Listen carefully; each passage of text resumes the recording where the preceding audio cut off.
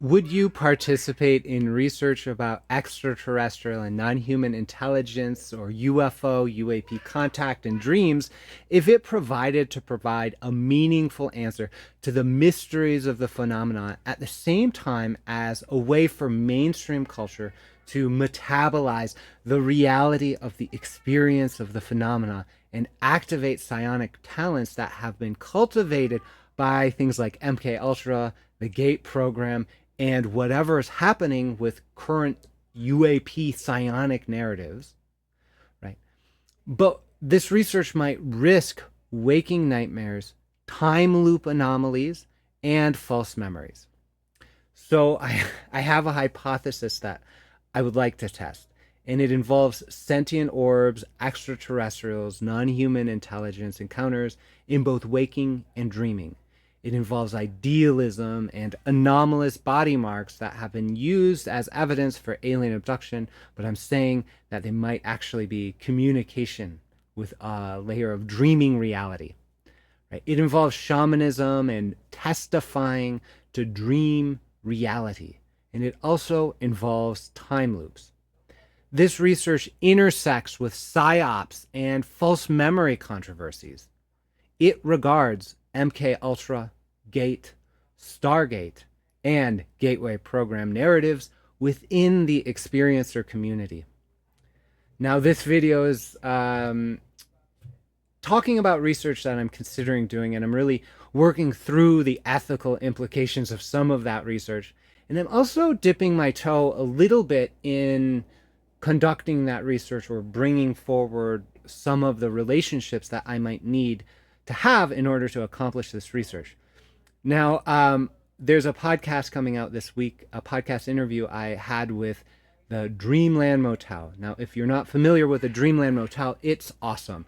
The host, Xander, has a beautiful voice and a deep interest in UFOlogy and has applied both in terms of sleep stories for people interested in UFOlogy. So I am like, oh my God, this is such a fascinating project, a fascinating community. I need to reach out to Xander to talk to their community, his community, to really bring forward my ideas and invite these relationships in to do some of this research. So this video here contextualizes some of the things I said in the introduction of that podcast. Oh, by the way, you might be hearing screaming of my children. They're in the bath down the hill. I'm in a tent up the hill.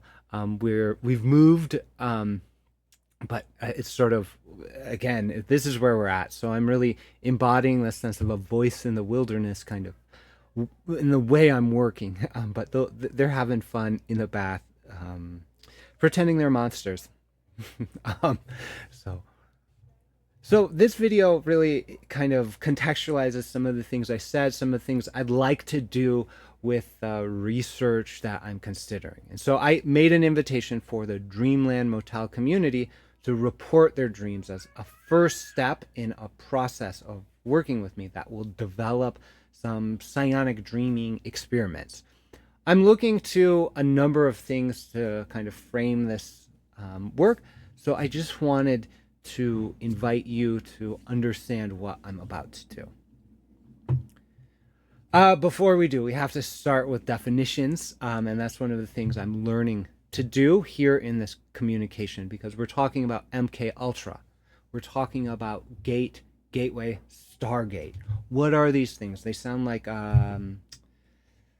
they're code names actually for CIA programs, and I'm going to share my screen with you next, just to give this sense of grounding in history, right? So we're talking about MK Ultra, and so this was a human experimentation program. It had dozens, hundreds of sub-programs that might express in different ways. Now, Canada has had recent news about MK Ultra experiments in a hospital out east.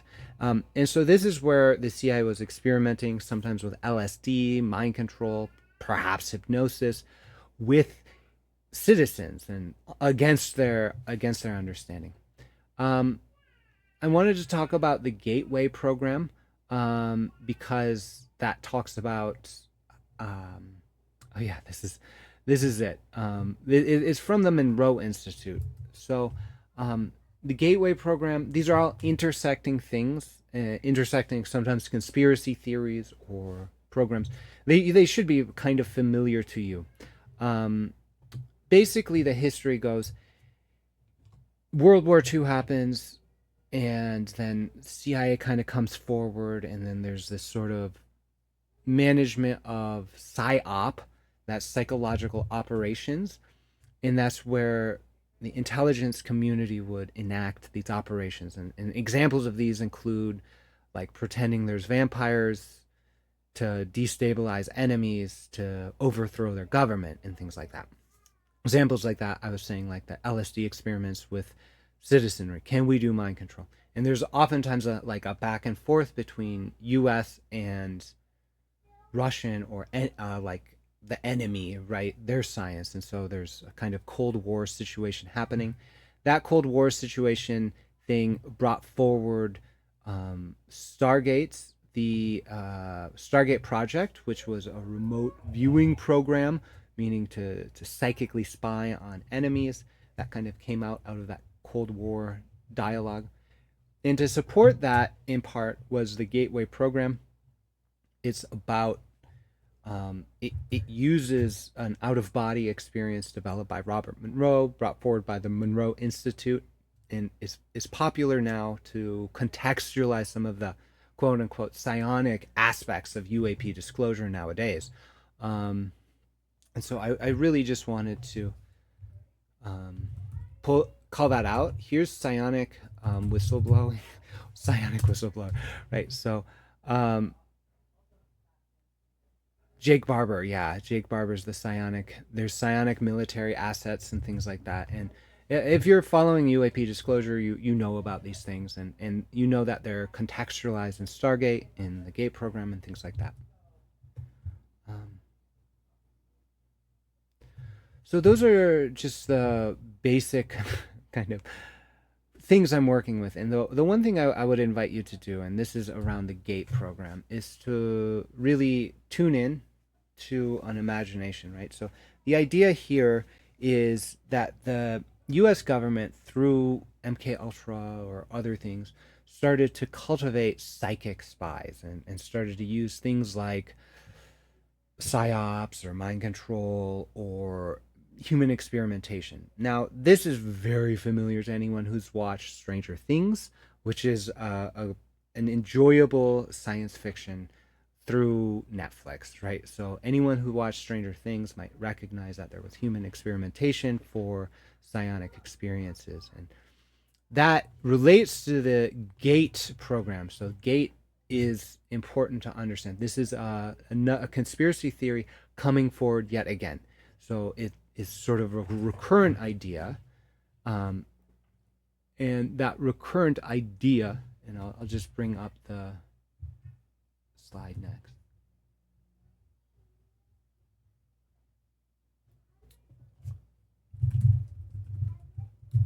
The GATE program here, I don't know where I keep encountering it. I'm going to share the screen again so that I can just talk about it. It stands for Gifted and Talented Program. And the idea is here, right? So I can confronting the truth about my gifted in education. There's stuff people talking about here in social media, and I don't really want to call that out particularly. I want to ground it within a conversation, because there's false memory dynamics coming up, there's confusion, there's identity things that it intersects with neurodivergence and giftedness. So there's a lot of things happening here, but I just wanted to invite you to imagine what the conspiracy theory proponents are saying. And so take a moment to suspend your disbelief and just imagine alongside of us. And I'll speak from kind of a composite, right? So I'm going to invite you to imagine what it might be like to watch some media, right? And so you're perhaps a 30-year-old or 40-year-old, and you haven't quite fit in with society and you know you're special because you have always been told you're special and intelligent and gifted, and yet you're not fitting in. And you're trying to find out why. And so you've been looking up things like star seeds. You've been looking up things like CE5, and you know that there's a hidden order to this reality and to society and our culture. And you come across a testimony from someone who is very intelligent, articulate, and is testifying to the fact that they cannot remember a lot of their childhood. And in fact, they know they participated in a GATE program, but they can't really remember what happened except for a few fishy things. They remember a tone, and you might hear it, boop, in a man's voice, instructing you to do something with hearing or imagination. And in this testimony, they connect that voice with the voice of Robert Monroe. And you realize that actually you did hear the voice of Robert Monroe in those audio tests that they did in the first day of GATE. And you start to really, your heart maybe flutters. You go, maybe this is it. Maybe this is why I can't remember my childhood.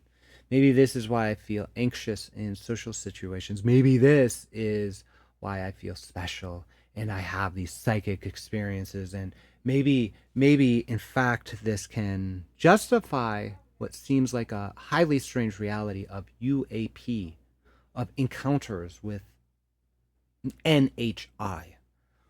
Maybe this can explain why I'm so afraid of alien abduction. And so you keep listening, and the person tells you about a pink drink, a pink little shot of pink something or other. And they tell you about these strange games that were played, and this feeling of observation, and this sense of not remembering what was happening, but intuiting something's there. And then this person tells you that they remembered what happened because they had a hypnosis, or they had a regression, or they simply just worked at it through a lot of journaling and talk therapy. All of these memories came flooding in, and they have strange qualities, but they feel real, and they communicate a sense of trauma. And you see a sense of that trauma in the face of the person sharing their story about GATE. And you see that trauma, and you realize that they really, truly did experience something like what they're telling you. And therefore, you think this notion that the US government has eugenically cultivated generation of psionic spies and super soldiers, and that you were in one of the training programs. This notion doesn't seem outlandish. It doesn't seem highly strange. It seems to make sense because you have that lived experience, because you too can deeply remember through experiences like hypnosis and imagination and deep journaling and introspection. You can recover these memories of what happened to you, and you too can testify to this reality of bizarre victimization and psychological operations. Or, and this is the thing I'm inviting you to imagine, is that you can take whatever talents were cultivated, you can take whatever psionic ability you have and take control of it. You can work with other people to take control of it. And then you can start mediating the nature of your own reality. You can start predicting the future. You can start talking to NHI on the behalf of yourself and other people. And I know that's not outlandish because those are actually the common characteristics of dream shamanism. Those are the common claims. Those are the core principles. The fact that these experiences are real, that they happen, that they require interpretation. And that's really what we're about, is how to interpret these experiences. And so, right now, the purpose, as much as I care to say right now, involves activating and exploring and developing psionic talent discarded by this GATE program, either literally or symbolically. An experimental method may involve false memory induction through hypnosis and dream interpretation. Another method may be the psionic induction of anomalous body marks as documented by the alien abduction researchers for the purpose of geometric SETI. That's the communication with extraterrestrials. A fundamental research method will be education and sensitization to false memory dynamics, as that is the only thing that has been shown to reverse harmful autobiographical false memories. So I wanted to share what I think is happening. And this will contextualize some of my hypothesis and why I'm inviting communication around research, co-participatory citizen science research that will explore these things and also actually induce false memories, right? And we'll explore that, how to do that, things like that, because that's a core research method of the alien abduction researchers, of the psionics. We'll do some mind control together, right? That's the idea, but we'll do it in a co-participatory integral studies sort of way. And so the fundamental understanding I have is that dreaming is reality creation. You think, and a lot of people likely think that dreams are nocturnal hallucinations at night. That's what we're talking about when I'm talking about dreams. Everyone's like, well, if D-SETI hypothesis were real, I mean, like, what about the experience I had in the car with, people say that. They go like, well, I like what you're saying, but what about the real UFO I saw in the cornfield or flying above the building? What about the real alien I saw? Like, there's no way I could have been in a bedtime hallucination or ultra real, whatever. I go, yeah, that's right. Because every single moment we're dreaming. This is a dream. Dreaming is not like a nocturnal thing. Dreaming is the activity of generating your experience of reality. That's what it is. So you generate your experience of reality in waking and nighttime experiences and hypnagogia and things like that. But dreaming is that faculty. That's why visualization actually works, right? That's why visualization actually works, is that the visual kind of thing generates an experience of reality. All right. So that's really important to understand. And these programs, these mind control programs, the Gateway, GATE, whatever programs, are using a fundamental understanding. This is they're using this. Can you believe that people who dropped so much acid and psychedelics and explored so much would come to materialist conclusions? Like, do you think that is actually happening? No, they came to very adequate conclusions based in idealism, based in occult understandings, and they applied them. So the research that I'm talking about involves time loops, entity encounters, and things like that. So I talk about this as the shamanic dreaming or quantum dreaming hypothesis of missing time. This fundamental idea says that the missing time regression that happens in the future from an abduction event actually determines what happened in that missing time component of that abduction event. So in the 80s, you might have been abducted, let's say, and have missing time. In the 2010s, you might explore that 80s abduction in a regression. This is something what I did to uncover my participation in what you might call GATE programs or things like that, or hybridization programs and things like that. And those, I say, are an imaginal way of knowing, but I have yet to objectively or historically investigate those things. So basically that regression in 2010 determines what happened in 1980. So we're establishing through the mysteries and paradoxes of oracle and that sort of mystical way, theurgic way of being, we're doing time loop anomalies and things like that. We're structuring time and culture through causes and in the dream time. So I say that the GATE programs, Gateway, whoever is putting forward these narratives kind of understands those things, right?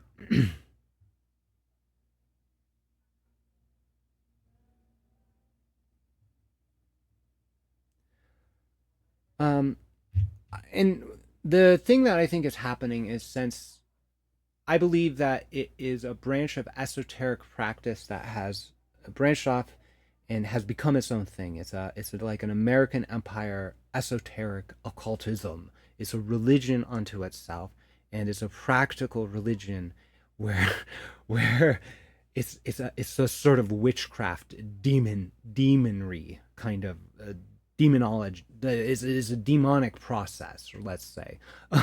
Like, I think is what is happening, and I would sort of agree with the assessment of Christianity that a lot of the remote viewing and UFO thing is actually demonic. I would say it's demonic, not demonic, but that's a little bit of a nuance, right? Because those people who would actually seek to enact such levels of control often deal with such strong forces that they might as well be demons, let's say. So I think that's what's happening, and I think there's a way out for who wants out, and I think there's a way to establish control of one's own system. Doesn't We're not talking about activism. We're not talking about politics per se, or actually enacting change in that way. We're talking about coming into tune with oneself and being able to metabolize what was done in those programs and those psyop things, so that one can have the freedom to engage in the psionic activity for the benefit of themselves and other people. So I think actually, so I'm inviting a sense of collecting up, activating this sort of talent that was brought forward by the remote viewing, by the psyops of GATE and things like that, and going forward with that in our own way, not waiting for the mind controllers or the intelligence community to engage their programming to activate only a small percent of the people to then handle them for the rest of their lives as psionic assets. I say, be a psionic asset for yourself, whatever that means to you. Participation in this research may involve surveys, interviews, hypnosis or hypnosis-like procedures, dream incubation, remote viewing, and CE5 or human-initiated contact experience instruction. Research risks harmful false memories of UFO abduction syndrome, mysterious supernatural phenomena, sleep paralysis and waking nightmares, shifts of identity, ontological shock, triggering traumatic memories or false memories, encouragement of imagination, and many other unpleasant things. Most risks may be mitigated through education, mindfulness, and lucid dream practice. Benefits might include insight about experiences, contribution to citizen science, understanding of shamanic dream states, and reduction of harmful confusion. So I wanted to just contextualize this statement about the research because one of the things I see in UFO and alien abduction research is that it is based on hypnosis and it is based on dream interpretation. And when the psionic things happen, that actually is something like a lucid dream practice. And therefore, we can start to deduce the shape and size of the risks and benefits of working in this way. And I would just call out the article Priests of High Strangeness by Carol Rainey that describes some of the ethical issues with hypnosis in research like this. I have just a lot of things to say about ethics coming up, but I just wanted to call that out because it's very important. So this research is guided by transpersonal methods, including psychic mediumship trance that channeled Dr. Michael Wolff, which is a pseudonym for Michael Cruvant, who I hold as something like the patron saint of the discarded gate or gateway victims. And I just want to show you his book, right? Because this, for me, really helps contextualize what's going on.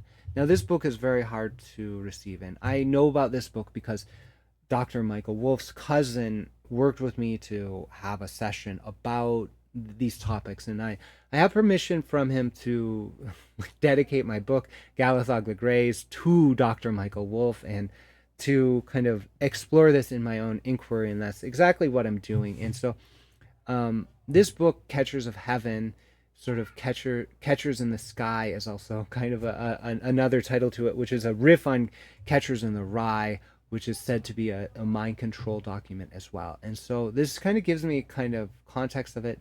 This tells the story of Michael Cruvant, who is Dr. Michael Wolf, and they were taken into sort of MK Ultra program, so the story goes. Over the weekend, an IQ skyrocketed. There's like a beam of light sort of situation. I'm not quite sure. And then there's sort of the whole psionic asset idea here acting out. I mean, Paula Harris in a video says that this is a very credible experience or puzzling for her, and this talks about gateway, and I sort of just believe, right, that through a series of dreams, this spirit, this collection of resonances with gateway and MK Ultra and UAP disclosure is expressing itself through psychic dreaming with me and probably with other people. Right? So that's what I think is actually happening here. And I'm really in my quest to understand my own neurodivergent processing of this world. I go, how am I actually doing it? It's through my psychic dreaming skills. Okay, I actually have to take that and run with it. And so the idea is to follow this guidance to produce another book, right? To produce another book about this sort of control dynamic of the remote viewing gateway experience, and really go through that gate and see what's there. So, all right, back to the statements. Additionally, my channeling of Galethog the Tall Grey Extraterrestrial informs this practice. My book, Galethog the Grey's Field Guide to Anomalous Geometry, which I dedicated to Dr. Michael Wolf, is an example of individual research conducted using some of these methods. So I just want to show you that too, because I really am proud of this book, the Galethog the Grey's Field Guide to Anomalous Geometry. I think this is actually my best book, to be honest, and it's the most challenging book. And I don't know how to handle this, and this is what taught me I'm actually neurodivergent in a way. I don't understand social cues and sarcasm, and that I'm also psychic enough to channel that sarcasm through the voice of Galethog the Grey. And so I just wanted to show you the, here's the dedication to Dr. Michael Wolf, who blazed the trail. And I wanted to show you the table of contents, because I have this prologue, which, no, actually, introduction. This is the introduction I wrote in the PhD school, California Institute for Human Sciences, where I developed the idea of using integral theory to study anomalous body marks, and just sort of do this in an integral way, where I'm collecting data from the public internet, and I'm applying a research method that is both subjective and objective, personal and transpersonal, and applying it to this topic. And this really was a sense of discovery to me. I've got a methods section here where I talk about that. The field guide is actually channeled material, and then I have a discussion, conclusions, and figures, and I want to show you those figures because I'm using the 4-quadrant model, having the individual, group, exterior, that sort of thing. And I go through a lot of body marks, right, from public cases and cases that have been reported on the internet, like just a lot of them. And this is actually the evidence we have for physical interactions between humans and non-humans. This is the evidence. I'm just astounded that, I mean, there's lore that Bigelow has collected some evidence. There's lore that Kit Green has collected some evidence. I have yet to see any evidence from those sources except for literary evidence that they can't tell the difference between alien autopsy videos and pig guts or whatever. So I'm just saying that if this were actually physical evidence in the way that they say, then somebody should be collecting it up. And I haven't seen anyone really publish on this stuff or share their evidence except for me or like old-timey videos, right, from Bud Hopkins. So this is the sort of thing I would put forward, but instead of doing it as an individual process, I would do it as a group process, a co-participatory process.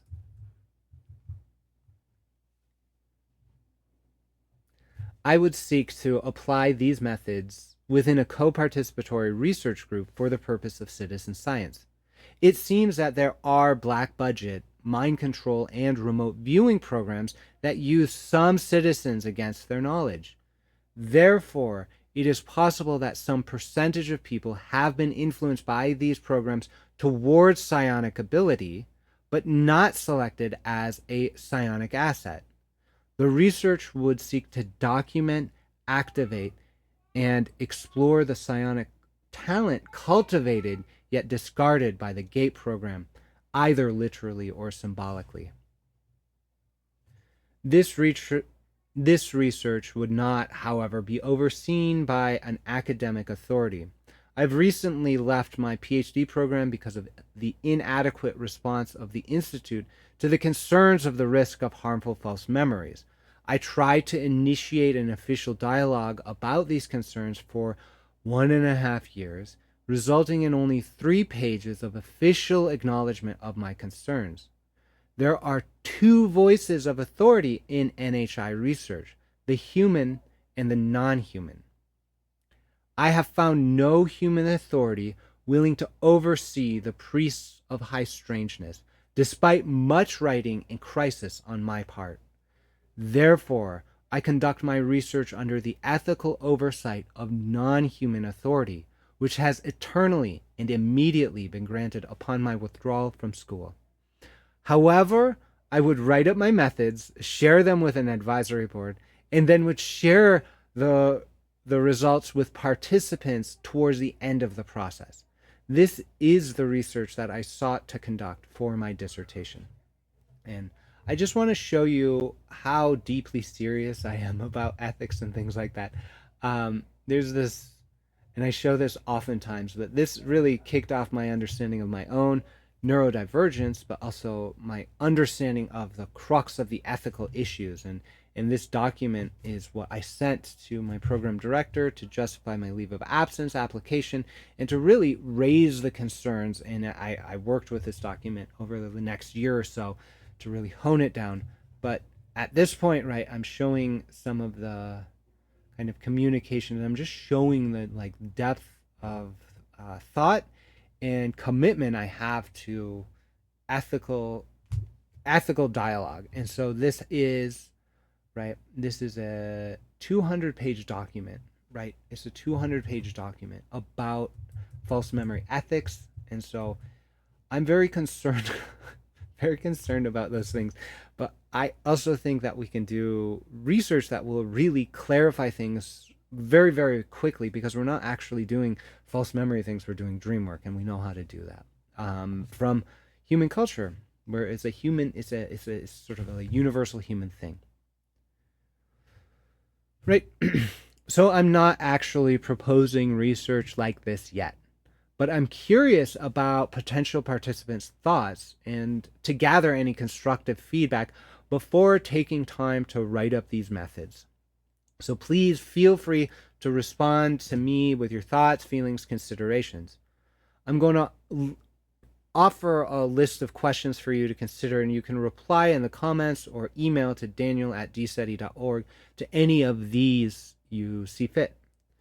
So while I will offer questions about risk, please do know that most of the risks that I talk about can be mitigated through education and sensitization protocols, which have already begun, right? So, and just to officially kick that off, I'm going to share my screen, and I'm going to show you that the induction of false beliefs. Oh, excuse me.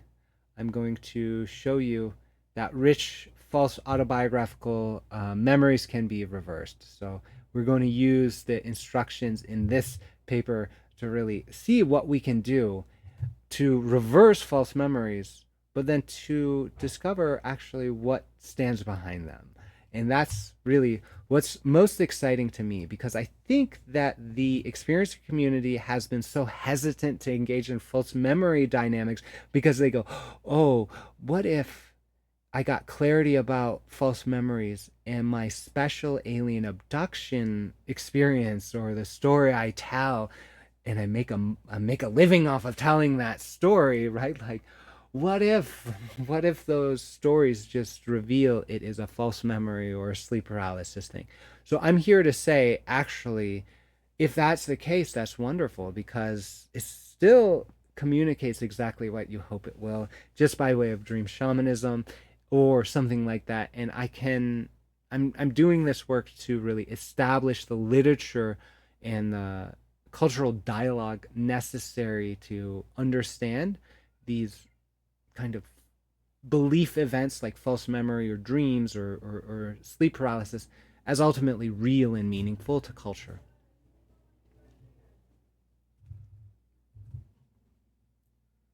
So just take a moment to center yourself. I'm going to read some questions to you. Allow what comes into mind to just be there. You can pause if you want, write down some notes and things like that.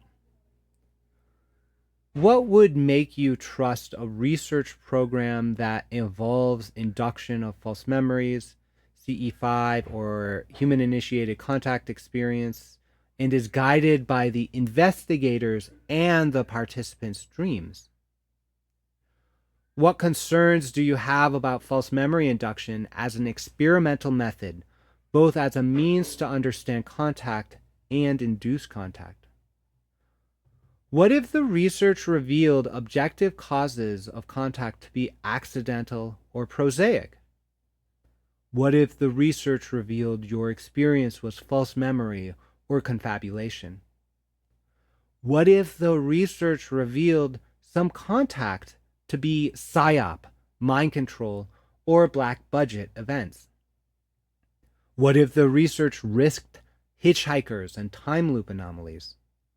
What if the research induced waking nightmare hallucinations that correlate with physical marks upon the body and lights in the sky that your neighbors can see? What if the research revealed something like uncertainty principle, such that we could have either objective knowledge or subjective wisdom about the events, but not both at the same time? What if the research only produced yet another strange book and ignored data repository? What if the research contaminated your testimony, memory, and discernment about ET, NHI, UFO, UAP events? What if the research revealed things that you don't like or that would change your worldview or identity?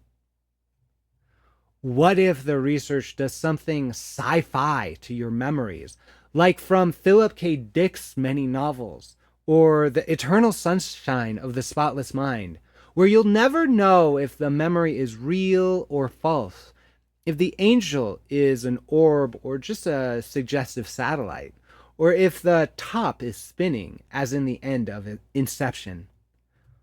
What if the research risked causing, perhaps teleologically, your most terrifying contact experience, like the horrible abduction, the demon possession, or the whatever you're thinking of right now?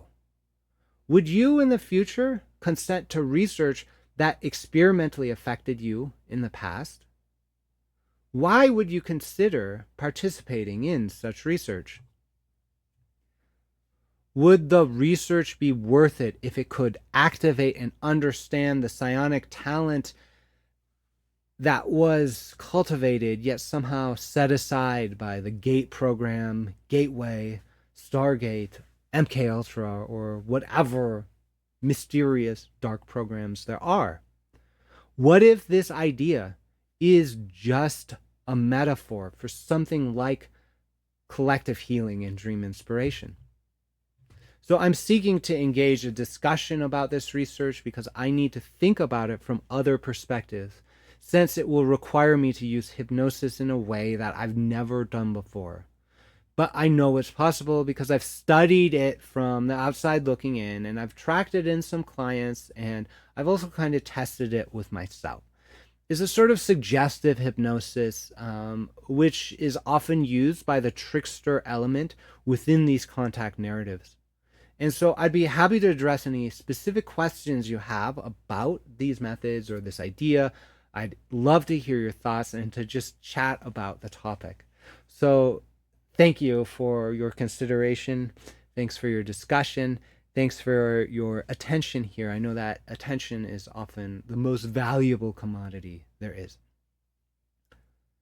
So I just wanted to offer a kind of reflection and conclusion here. I feel as if something is coming forward, some level of instruction about how to work with people in dreams, in community, in collectives, right? Because I can shout that the missing time experience and the UFO NHI experience, most of them are kind of dreamlike. I can shout that till I'm blue in the face, and I can talk about dream shamanism in the abstract, but that doesn't really matter. People, I touch some people here and there and things like that. Yet it sort of feels like I'm bringing a knife to a gunfight. And that seems really inappropriate and actually unsafe at this moment in time. And so what's happening and what will happen is a different authority is guiding my work, which would seek to offer protections to those who have ears to hear and eyes to see. There is a way of relating to what Philip K. Dick called the Black Iron Prison. And there is a way of working within the Saturnian constrictions of what we're seeing now. Those Saturnian constrictions are expressed through multiple layers of the psyche. Some are immature and toxic, and therefore express the color orange. Some are a little bit higher in vibration and perhaps express different ideals and colors.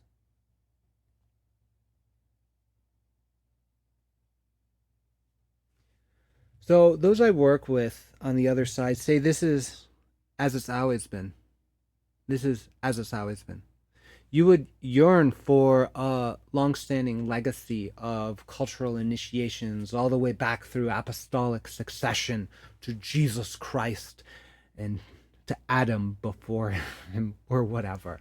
But the other side says it's just an appearance. There's been many resets in many different ways. And there's a way of remembering that does not involve memory.